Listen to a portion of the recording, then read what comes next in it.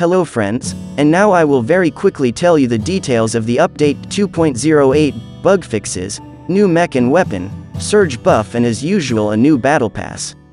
This time there will be a cat skin on the Juggernaut. And now for more details. Now the implants, which will increase the magazine, will increase it even more, because before it didn't work correctly. Fixed the bug with the warning missiles flying at you artillery.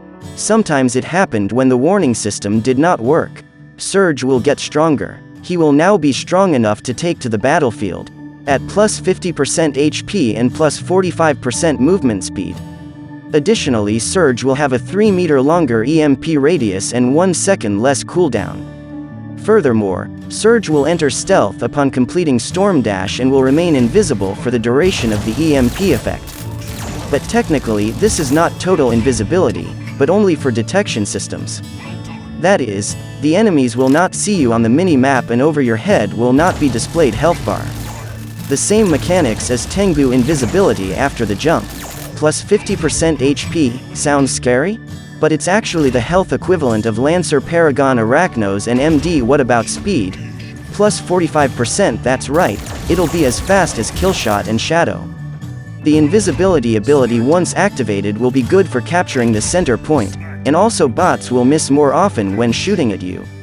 The 1 second cooldown is also an insignificant boost, but altogether it will make it just as good as Killshot.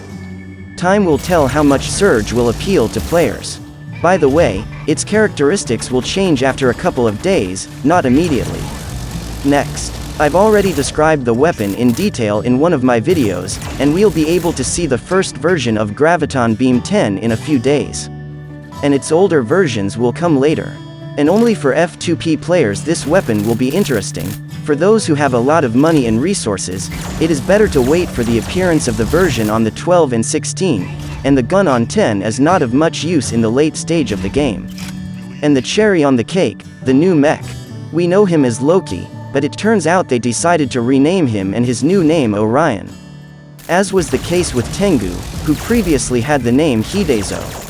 I'm afraid I can't count on any interesting abilities like teleportation or illusion now that he's not Loki. I lowered my expectations so I wouldn't be disappointed. That's all the information available now. Subscribe and stay tuned. See you in the next video.